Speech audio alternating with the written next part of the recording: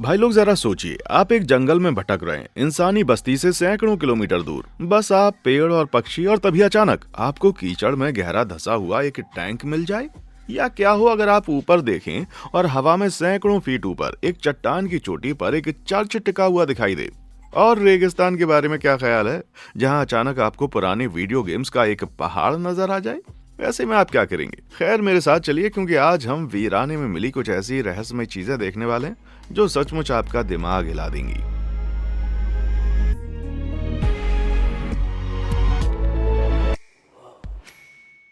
नीचे का बंकर। एक दशक से पहले 2014 की बात है। नॉर्थ जर्मनी में दो दोस्त उस पुराने जंगल में घूम रहे थे जहां वो बचपन में खेला करते थे। तभी अचानक उनका पैर जमीन से बाहर निकले हुए कुछ अजीब से पाइप से टकरा गया। क्या ये निगरानी के लिए थे, या जासूसी के लिए, या फिर कोई अजीब सा जाल था? फिर वहां से करीब 300 फीट दूर उन्हें जमीन के नीचे जाने वाला एक छुपा हुआ दरवाजा मिला और उन्होंने अंदर जाकर मामले की जांच करने का फैसला किया। शुरू में उन्हें बस लंबे सुनसान गलियारे मिले जो किसी डरावनी फिल्म का सीन लग रहे थे। हिम्मत करके वो सुरंगों में और गहराई तक गए, जहां दरवाजे कब्जों से उखड़े हुए थे और दीवारों पर डरावनी ग्रेफिटी बनी हुई थी। क्या वहां सच में लिखा था, हेलो सैटर्न? आखिर उन्हें पानी से भरा एक कमरा मिला जहां एक अजीब सी मशीन रखी हुई थी। ये अपने आप में अजीब था, लेकिन जंगल के बीच में ये मशीन कर क्या रही थी? खैर, उनको जो मिला वो असल में कोल्ड वॉर के दौरान सोवियत सेना द्वारा इस्तेमाल किया गया एक वीरान कंट्रोल बंकर था। वो बड़ी जंग लगी मशीन शायद हवा या पानी निकालने के लिए इस्तेमाल होती थी। हो सकता है बंकर के एयर फिल्ट्रेशन सिस्टम या स्टीम पावर्ड हीटर का हिस्सा हो। कहा जाता है कि जब बंकर को बंद किया गया तो दरवाजे हटा दिए गए ताकि कोई अंदर ना फंस जाए, और वो रहस्यमय पाइप्स, मतलब वो शायद बाहर से ऑक्सीजन अंदर खींचने के लिए थे। तो अगली बार जब आप जंगल में हों तो ध्यान देना, कहीं पेड़ों के बीच कोई पाइप तो नहीं दिखाई दे रहा। डूबा हुआ टैंक। भाई लोग, बचपन में खजाना खोजने का ख्याल मुझे बहुत ही रोमांचित करता था। मैंने बहुत ढूंढा, इधर उधर खुदाई की, लेकिन मुझे कभी भी कुछ दिलचस्प नहीं मिला सिवाय पुराने कचरे के। लेकिन 1944 में एस्टोनिया में एक छोटे लड़के के साथ ऐसा नहीं हुआ। वो लेक कुर्तना के पास टहल रहा था जब उसे जमीन पर कुछ अजीब से टायरों के निशान दिखे जो सीधे नदी के किनारे तक जा रहे थे। उसे वहां पर कुछ दिखाई तो नहीं दिया, बस पानी की सतह पर बुलबुले उठ रहे थे। उस समय उसने इस पर ज्यादा ध्यान नहीं दिया, लेकिन 50 साल के बाद साल 2000 में उसने ये कहानी एक वॉर हिस्ट्री क्लब को सुनाई। उसकी कहानी सुनकर वो लोग हैरान रह गए और उन्होंने झील में गोताखोरी करने का फैसला किया। और जो उनको मिला वो सचमुच होश उड़ा देने वाला था। 10 फीट गहरे कीचड़ के नीचे और पानी की सतह से 22 फीट नीचे उन्हें एक पूरा का पूरा टैंक मिला। ये एक सोवियत T-34 टैंक था जिसे 1944 में नार्वा फ्रंट की लड़ाई के दौरान जर्मनों ने अपने कब्जे में ले लिया था। ये T-34 मॉडल उस समय का सबसे आम और सबसे लंबे समय तक चलने वाला टैंक था, जो 1940 में बना था और 53 किलोमीटर प्रति घंटे की रफ्तार से दौड़ सकता था। इसका वजन 26 से 30 टन था। यार, ये सचमुच लोहे का एक राक्षस था जिसे बाहर खींचने में बहुत भारी मशीनों की जरूरत पड़ी। तो सवाल ये है कि ये झील के बीच में कैसे पहुंचा? दरअसल लगता है कि जर्मनों ने इसे जानबूझकर डुबो दिया था ताकि सोवियत सेना इसे वापस ना ले सके। झील के ठंडे पानी की वजह से ये टैंक लगभग सुरक्षित हालत में मिला और इसके अंदर सैकड़ों गोले भी थे। इसलिए कोई ताज्जुब नहीं है कि जर्मन नहीं चाहते थे कि ये दुश्मनों के हाथ लगे। और आज इसकी इतनी अच्छी हालत को देखते हुए इस टैंक की कीमत करीब $6 मिलियन है, यानी लगभग 50 करोड़ रुपए। इसे कहते हैं असली गड़ा हुआ खजाना। अनजान पत्थर। जंगल में बड़े बड़े पत्थर और चट्टानें मिलना कोई असामान्य बात नहीं है। सच तो यह है कि अगर वहां पत्थर नहीं होते तो ज्यादा अजीब लगता। लेकिन बोस्निया की विसोको घाटी में 2016 में एक विशाल पत्थर खोजा गया। और जब मैं विशाल कहता हूं तो मेरा मतलब सचमुच बहुत विशाल है, एक बड़े रैंकिंग बॉल से भी बड़ा। लेकिन भाई, इसके बारे में सबसे अजीब बात ये नहीं थी। अजीब बात ये थी कि ये लगभग पूरी तरह से गोल था। इसे आर्कियोलॉजिस्ट सेमिर उस्मानगिच ने खोजा था, जिन्होंने इस तरह के गोल पत्थरों के रहस्य पर करीब 15 सालों तक रिसर्च की थी। हाँ भाई, मतलब बड़े गोल पत्थरों को देखने में काफी वक्त बिताया उन्होंने। खैर, जब उन्होंने इस पत्थर को देखा तो उनका मानना था कि इसे किसी प्राचीन सभ्यता ने 1000 साल से भी पहले बनाया होगा। यह अनुमान इस आधार पर था कि कोस्टा रिका में भी ऐसे ही गोल पत्थर मिले थे, जिन्हें वहां के मूल निवासियों ने 600 से 1000 ईस्वी के बीच बनाया था। लेकिन ये अजीब सा गोला उनके पत्थरों से आकार में दोगुना है। इसका वजन 30 टन यानी लगभग 27,000 किलो से भी ज्यादा है और ये करीब 10 फीट चौड़ा है। साथ ही इसके हजारों नहीं बल्कि लाखों साल पुराने होने की संभावना है। इसलिए ये लगभग पक्का है कि इसे इंसानों ने तो नहीं बनाया। दूसरे आर्कियोलॉजिस्ट का सुझाव है कि ये कंक्रीशन नाम की एक कुदरती प्रक्रिया है। ये तब होता है जब किसी तलछट के अंदर खनिज एक ठोस रूप में जमा होने लगते हैं, जबकि वो अभी भी नरम होते हैं और अंत में एक ठोस गोले के रूप में सख्त हो जाते हैं। भाई साहब, अगर ये थियरी सही है तो ये सचमुच कुदरत का एक बहुत बड़ा नमूना है। रातों रात बना नखलिस्तान। जरा यहाँ देखिए, आपको क्या दिखाई दे रहा है? रेत, चट्टाने, मतलब थोड़ी ज्यादा रेत। हाँ, ट्यूनीशिया के रेगिस्तान के लिए बहुत ही आम बात है। यहाँ जहाँ पर तापमान 46 से 47 डिग्री तक पहुंच जाता है, वहां आप ठंडे ताजे पानी की झील देखने की तो उम्मीद बिल्कुल नहीं करेंगे। और फिर 2014 में कुछ चरवाहे जो इस रास्ते से गुजर रहे थे, वो अचानक एक पूरी की पूरी झील से टकरा गए। ये वहां पहले कभी नहीं देखी गई थी और चरवाहों को शुरू में लगा कि ये कोई आंखों का धोखा है या शायद वो पागल हो रहे हैं। इसे रहस्यमय लेक गाफसा के नाम से जाना गया। ये ट्यूनीशिया के गाफसा शहर से 24 किलोमीटर दूर थी और शुरुआती दिनों में इसका 60 फीट गहरा पानी चमकदार फिरोजी नीले रंग का था, लेकिन जल्दी ये हरा हो गया और शैवाल से भर गया। इसका मतलब ये था कि झील का पानी ठहरा हुआ था और इसमें ताजा पानी नहीं आ रहा था। ये लगभग पूरी तरह से सूख चुकी है। लेकिन अगर इसमें समुद्र या नदी जैसा कोई बड़ा पानी का स्रोत नहीं मिल रहा है तो आखिर ये झील बनी कैसे? खैर, सबसे बड़ा कारण ये लगता है कि शायद कोई भूकंप आया होगा जिसने जमीन के नीचे की चट्टान को तोड़ दिया। एक ऐसा क्षेत्र जो ग्राउंड वाटर से भरा हुआ था और फिर वहां से पानी बाहर आने लगा। बिल्कुल सही सुना आपने, एक छोटा सा विस्फोट और कुछ ही मिनटों में आपके पास दुनिया की सबसे अनचाही जगह पर एक झील तैयार हो गई। क्या मेरे घर के पिछवाड़े में ऐसा होने का कोई चांस है? यार, मुझे अपना खुद का एक रातों रात बना स्विमिंग पूल बिल्कुल बुरा नहीं लगेगा। विशालकाय जीवाश्म। 2020 में कोविड-19 महामारी के पूरी दुनिया को हिलाने से ठीक पहले अर्जेंटीना के ब्यूनस आयर्स में एक किसान अपने मवेशियों को पास के खेत में चराने के लिए ले जा रहा था, जब उसने सूखी हुई नदी के तल में कुछ अजीब देखा। वहां मिट्टी में गहरे धंसे हुए कुछ बड़े बड़े टीले थे, लेकिन वो चट्टाने नहीं थी। वो देखने में किसी कवच जैसे लग रहे थे। शुरू में उसने इस पर ज्यादा ध्यान नहीं दिया और बस कुछ लोगों को बताया कि उसने क्या देखा है। लेकिन धीरे धीरे ये खबर आर्कियोलॉजिस्ट तक पहुंच गई और जल्दी उन्होंने उस जगह को घेर लिया। उन्हें जल्दी पता चल गया कि ये वाकई में विशालकाय कवच थे, लेकिन जिस चीज की इन्होंने रक्षा की थी वो बहुत बहुत पहले मर चुकी थी। ये ग्लिप्टोडॉन नाम के विशाल आर्मडिलो की एक प्राचीन प्रजाति के जीवाश्म थे। एक ऐसा जानवर जो 32 लाख साल से लेकर 11,000 साल पहले तक धरती पर रहता था और उन आर्कियोलॉजिस्ट के हाथ तो जैसे जैकपॉट लग गया था। उन्हें सिर्फ एक या दो नहीं बल्कि 4 ग्लिप्टोडॉन्स मिले। ये वाले नमूने लगभग 20,000 साल पुराने थे, जिनके कवच 5 फीट लंबे और 2 इंच तक मोटे थे। हड्डी से बने ये सुरक्षा कवच 450 किलो से लेकर 2 टन तक भारी हो सकते थे। असल में उस समूह का सबसे बड़ा जानवर एक फॉक्सवैगन बीटल कार से बस थोड़ा सा ही छोटा था। आर्कियोलॉजिस्ट ने तो ये भी सुझाव दिया, ये एक ग्लिप्टोडॉन न्यूक्लियर फैमिली थी जिसमें 2 बड़े जानवर अपने 2 छोटे बच्चों को एक ही दिशा में ले जा रहे थे। ये तो साफ नहीं है कि उनका अंत कैसे हुआ, लेकिन एक बार जब उनके अवशेष नदी में डूब गए तो इलाके में पड़े एक सूखे ने अचानक उन्हें सबके सामने ला दिया। भाई साहब, किस्मत हो तो ऐसी। मुर्गी वाला चर्च। जब आप किसी पूजा घर या इबादतगाह की तस्वीर अपने दिमाग में बनाते हैं तो सबसे पहले क्या आता है? शायद कोई बारीक नक्काशी वाली शानदार इमारत, प्रार्थना के लिए कोई शांत जगह, या शायद किसी देवी देवता की मूर्ति। खैर, सेंट्रल जावा के योग्यकर्ता के बाहरी इलाके में जंगल के बीचों बीच एक बहुत ही अनोखा पूजा का घर खड़ा है। इसे गिरजा अयम कहते हैं, जिसका अनुवाद होता है चिकन चर्च यानी मुर्गी वाला चर्च। सुनने में कोई मजाक लगता है ना? इस अजीबो गरीब नमूने को बनाने वाले हैं डेनियल अल्मसजाह, जिन्होंने आर्किटेक्चर की कोई पढ़ाई नहीं की। उन्होंने इसे 1990 के दशक में बनाया था और दावा किया कि उन्हें भगवान ने सपने में एक पूजा घर बनाने की प्रेरणा दी थी, लेकिन पैसे की तंगी और स्थानीय लोगों के विरोध की वजह से ये कभी पूरा नहीं हो पाया और 2000 में इसका काम रोक दिया गया। इसे ऐसे ही खंडर हो जाने के लिए छोड़ दिया गया जब तक कि टूरिज्म ने इस चिकन चर्च में नई जान नहीं फूंक दी। आपको शायद ये चर्च पहले काफी मजेदार लग रहा होगा, लेकिन डेनियल का असली इरादा इस बिल्डिंग डिजास्टर को और भी मजेदार बना देता है, क्योंकि उन्होंने असल में इसे एक कबूतर जैसा दिखने के लिए डिजाइन किया था।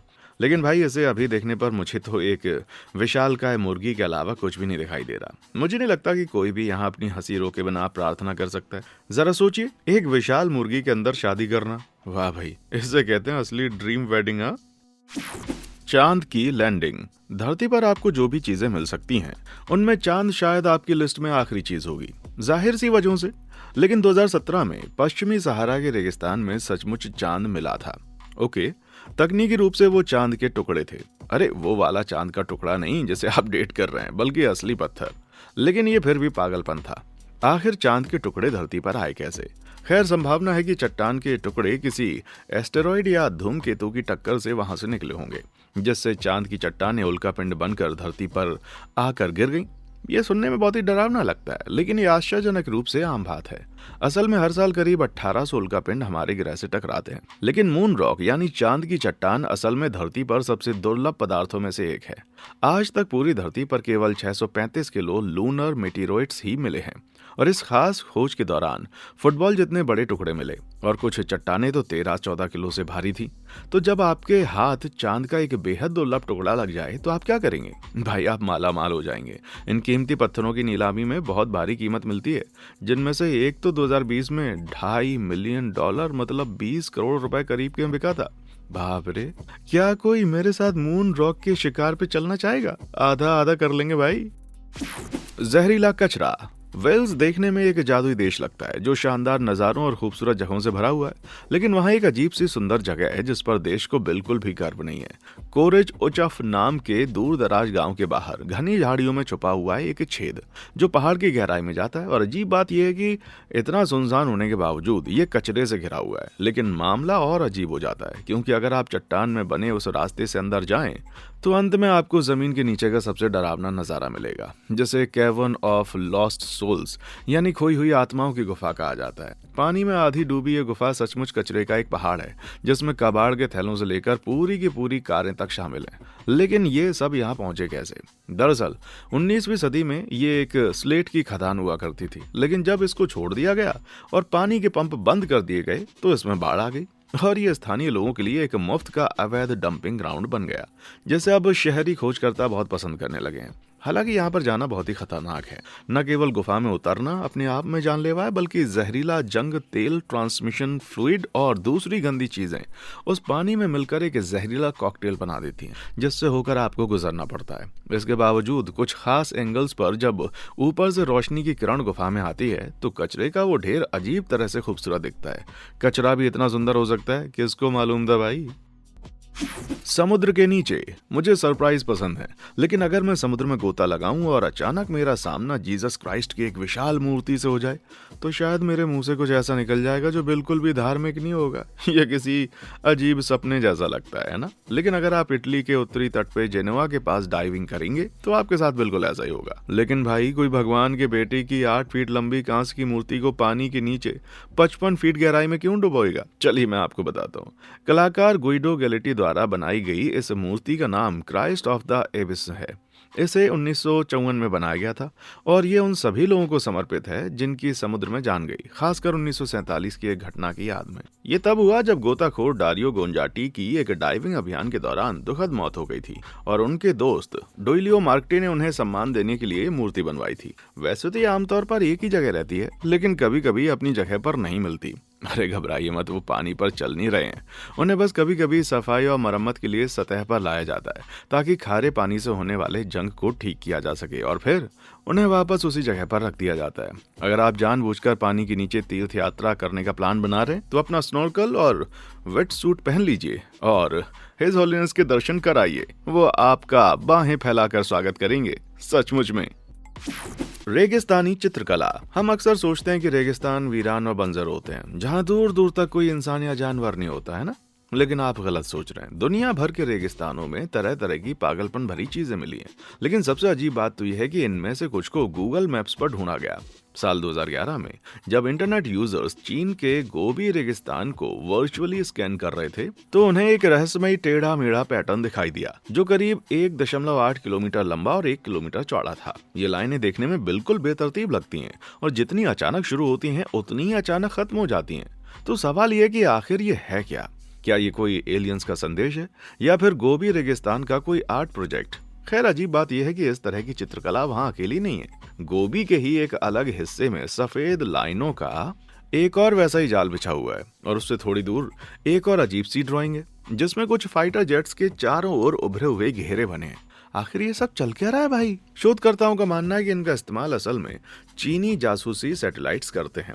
वो अंतरिक्ष में खुद को सही दिशा में रखने के लिए इन लाइनों को स्कैन करते हैं। ठीक है, ये तो समझ आ गया, लेकिन उन जेट्स के बड़े घेरे का क्या मतलब है? हालांकि इसकी कभी आधिकारिक पुष्टि नहीं हुई, लेकिन माना जाता है कि इस टारगेट का इस्तेमाल ये टेस्ट करने के लिए किया जाता है कि उन फाइटर जेट्स को रडार से कितना छुपाया जा सकता है। कुल मिलाकर ऐसा लगता है कि ये चीन का अपना ही एक टेस्ट है। वो दूसरे देशों की सैटेलाइट से अपनी मिलिट्री ऑपरेशंस को कितना अच्छे से छुपा सकते हैं।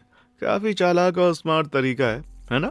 लेकिन भाई, अजीब निशान सिर्फ चीन में ही इत्तेफाक से नहीं मिले हैं। कैलिफोर्निया के कोलोराडो रेगिस्तान में 1932 में जॉर्ज पामर नाम का एक पायलट उस इलाके के ऊपर से उड़ रहा था। जब उसने पहली बार इन विशाल आकृतियों को देखा, उसने सही समय पर नीचे देखा, उसे वो विशाल निशान दिखाई दिए जिन्हें आज ब्लाइथ इटिगिलियोस के नाम से जाना जाता है। लेकिन ये आकृतियां सैटेलाइट्स के लिए नहीं बनाई गई थी। ये असल में मूल अमेरिकी लोगों द्वारा बनाई गई हैं, जो 450 से 2000 साल पुरानी है और 170 फीट तक लंबी है। माना जाता है कि इनमें से एक आकृति भगवान मास्तमहो को दर्शाती है, जो जीवन के रचयिता माने जाते हैं। भाई लोग, शायद रेगिस्तान इतना भी बोरिंग नहीं है ना?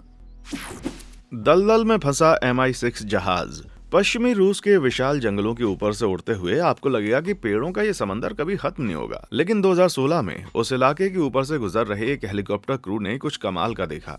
एक और हेलीकॉप्टर, ये एक MI6 था। ये मॉडल पहली बार 1956 में आया था और उस वक्त ये दुनिया का सबसे बड़ा और तेज हेलीकॉप्टर था, जिसकी टॉप स्पीड 300 किलोमीटर प्रति घंटा थी और ये 13 टन वजन उठा सकता था। लेकिन ये आसमान में नहीं था, बल्कि नीचे दलदली इलाके में डूबा हुआ था। ये पुराना था और इसके कलपुर्जे गायब थे, लेकिन बाकी हिस्सा अजीब तरह से सुरक्षित था।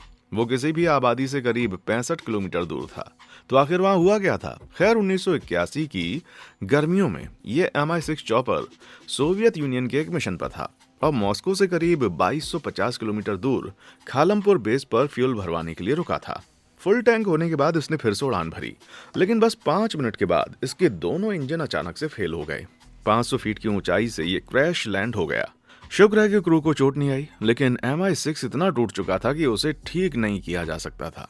पता चला कि फ्यूल भरते वक्त गलती से उसमें पेट्रोल के साथ साथ पानी मिला दिया गया, जिस वजह से खराब हो गया। पिछले 40 सालों से ये वहीं पर फंसा हुआ है और मौका परस्त लोग इसके पार्ट्स चुरा रहे हैं और अंदर का सामान लूट रहे हैं। लेकिन सोवियत मिलिट्री ने इसे सड़ने के लिए वहीं पर क्यों छोड़ दिया?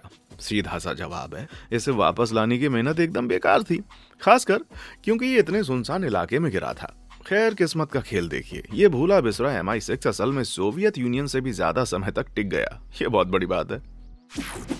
रेगिस्तान में पराडा। आमतौर पर किसी महंगे फैशन स्टोर को किसी शानदार बाजार या किसी आलीशान मॉल में देखने की उम्मीद आप करेंगे, लेकिन आप वीरान बंजर जमीन में एक स्टोर की उम्मीद तो बिल्कुल नहीं करेंगे जहां खरीदने वाला कोई मौजूद ना हो, है ना? ये तो बेसिक बिजनेस मैनेजमेंट है जो मुझे आसानी से समझ में आ जाता है। लेकिन टेक्सास के रूट 90 पर एक बहुत ही अजीब और अकेला पराडा स्टोर है, जिसके आसपास मीलों तक कुछ भी नहीं है। ना कोई दूसरी दुकान, ना कोई ग्राहक, यहाँ तक कि कोई सुनसान पेट्रोल पंप भी नहीं है। शुक्र है ये किसी पागल CEO का आइडिया नहीं था, बल्कि 2005 में बनाया गया एक आर्ट इंस्टॉलेशन था। अलग अलग सामानों जैसे प्लास्टर, पेंट और ईंटों से बने इस नकली आउटलेट को बनाने में करीब $1,20,000 का खर्चा आया था। और मजे की बात यह है कि इसके दरवाजे बिजनेस के लिए कभी खुलते भी नहीं हैं। फिर भी अगर आप अंदर झांकें तो आपको पराडा के 2005 के कलेक्शन के असली जूते और हैंडबैग्स दिखाई देंगे, जिन्हें कलाकारों ने वहां अंदर हमेशा के लिए लॉक कर दिया था। एक लीगल फर्म जैसा नाम होने के बावजूद वो इस स्टोर को तोड़ फोड़ और चोरी से नहीं बचा सके। मेरा मतलब है यार, बिना किसी सुरक्षा के इतने सारे डिजाइनर आइटम्स को ऐसे ही छोड़ देना, वो आखिर उम्मीद क्या कर रहे थे? लेकिन इससे भी अजीब बात इस इंस्टॉलेशन के पीछे का आइडिया है। कलाकारों का इरादा था कि इस इमारत की कभी भी मरम्मत ना की जाए और ये कुदरती रूप से धीरे धीरे मिट्टी में मिल जाए। लेकिन बार बार होने वाली चोरी और दीवारों पर पेंटिंग की वजह से इसकी मरम्मत होती रही। मुझे तो लगता है कि ये स्टाइल हमेशा टिकने के लिए ही बना था भाई। खेल खत्म। अप्रैल 2014 की बात है। पुरातत्वविद न्यू मैक्सिको के रेगिस्तानी इलाके में खुदाई कर रहे थे जब उन्हें कुछ ऐसा मिला जिसकी उम्मीद शायद ही कोई आर्कियोलॉजिस्ट करेगा। Video games. यार, ये एक या दो नहीं बल्कि 1300 से भी ज्यादा कैसेट थे। लेकिन अजीब बात यह थी कि उनमें से ज्यादातर एक ही गेम के थे, E.T. द एक्स्ट्रा टेरेस्ट्रियल, जिसे अटारी 2600 के लिए 1982 में रिलीज किया गया था। इस अजीब से खजाने में मिसेज पेकमैन, सेंटीपीड और यहाँ तक कि गेम कंट्रोलर्स भी मिले, जिन्हें बोरियों में भरकर जांच के लिए भेज दिया गया। लेकिन सवाल ये कि आखिर ये वीडियो गेम्स रेगिस्तान के बीच में दफन होकर क्या कर रहे थे। दरअसल 1983 में वीडियो गेम इंडस्ट्री में एक भारी गिरावट आई थी, जिससे कंसोल गेम्स, खासतौर पर अटारी के गेम्स की बिक्री और दिलचस्पी बहुत ही कम हो गई। ये गिरावट 1983 से 1985 तक चली, जिसकी वजह से गेम्स की खराब क्वालिटी और घर में कंप्यूटर का बढ़ता इस्तेमाल था। जिसे भी वो दौर याद है, उसे ईटी गेम की वो भयानक असफलता जरूर याद होगी, जिसे इतिहास के सबसे बड़े वीडियो गेम फेलियर्स में से एक माना जाता है और लोग इसे अब तक के सबसे बेकार गेम्स में से एक कहते हैं। अटारी ने अपनी हार मान ली थी और अपने ना बिकने वाले ज्यादातर कार्ट्रिजेस को बस कचरे में फेंक दिया था। कंपनी के अधिकारियों ने बताया कि 7 लाख से ज्यादा गेम्स कैसेट्स को एक बंजर लैंडफिल में छोड़ दिया गया था। यानी वीडियो गेम्स का सचमुच एक बहुत बड़ा पहाड़। वाह यार, मतलब ये गेम्स तो सचमुच कचरा ही निकले। आसमान में बसा आश्रम। आपको क्या लगता है, आप पूरी तरह से अकेलेपन में कितने दिन रह सकते हैं? इससे पहले कि आपका दिमाग खराब हो जाए, कभी साइलेंट रिट्रीट ट्राई किया है या अपने इंस्टाग्राम पर स्क्रीन टाइम लॉक लगाया है? खैर, आपके जवाब के हिसाब से जॉर्जिया का चर्च या तो आपका सबसे हसीन सपना होगा या फिर सबसे बुरा सपना। 40 मीटर ऊंचे कात्स्की पिलर की चोटी पर स्थित ये चर्च दुनिया के सबसे ऊंचे और सबसे अकेले चर्चों में से एक है, जिसे 10वीं सदी के आसपास बनाया गया था। लेकिन भाई, मेरा दिमाग जिस बात पर चकरा रहा है वो ये है कि बनाने वालों ने इसे बनाया कैसे होगा। क्या वो सुबह सुबह अपने सारे औजार और सामान लेकर ऊपर चढ़ते थे और रात को नीचे उतरते थे, या वो वहीं ऊपर रहते थे और रस्सी घिरनी सिस्टम से ईंट गारा ऊपर खींचते थे? खैर, इसका छोटा सा जवाब है, कोई नहीं जानता। इसके निर्माण का कोई रिकॉर्ड भी नहीं मिलता, जो उसे एक रहस्य बना देता है। आजकल एक लोहे की सीढ़ी आपको पिलर पर चढ़ने देती है और वहां रहने वाले साधु इसे 15-20 मिनट में चढ़ लेते हैं। कमाल है। लेकिन आखिर वहां ऊपर एक चर्च कर क्या रहा है? बात यह है कि ये पिलर हमेशा से एक पवित्र जगह रही है। माना जाता है कभी यहाँ पुराने जमाने के लोग अपनी मान्यताओं के हिसाब से पूजा पाठ करते थे। फिर ईसाई धर्म आया और कुछ लोग दुनियादारी के लालच से दूर खंभों की चोटी पर भगवान की पूजा करना पसंद करने लगे। उन्हें स्टेलाइट्स कहा जाता था। 5वीं सदी के आसपास जब जॉर्जिया में ईसाई धर्म मजबूत हुआ, तो बस कुछ समय की बात थी जब साधुओं ने अपना बोरिया बिस्तर बांधा और वहां पर रहने चले गए और अंत में अपना सपनों का चर्च बना लिया। यार, मुझे डर है मैं अपनी दुनियादारी के सुकून जैसे पिज्जा और वाईफाई के बिना वहां पर नहीं रह पाऊंगा, सिर्फ ये सोचकर कि अपना खाना ऑर्डर किया हुआ लेने के लिए नीचे उतरना पड़ेगा। ये सोच सोचकर मुझे चक्कर आ रहे हैं भाई। रास्ता इधर है। जरा सोचिए, आप बियाबान में खो गए हैं और हताश होकर आप ऊपर वाले से किसी इशारे की दुआ मांग रहे हैं और तभी अचानक आप इससे टकराते हैं। अगर सभ्यता की दिशा बताने वाला एक विशालकाय कंक्रीट का तीर इशारा नहीं है, तो मुझे नहीं पता कि क्या है। ठीक है, भले ही ये तीर जो अजीब तरह से पूरे अमेरिकी लैंडस्केप में बिखरे हुए हैं, कुछ इशारे तो हैं, लेकिन ये आपके लिए नहीं है जब तक कि आप 1920 और 30 के दशक के अमेरिकी डाक ले जाने वाले पायलट ना हो।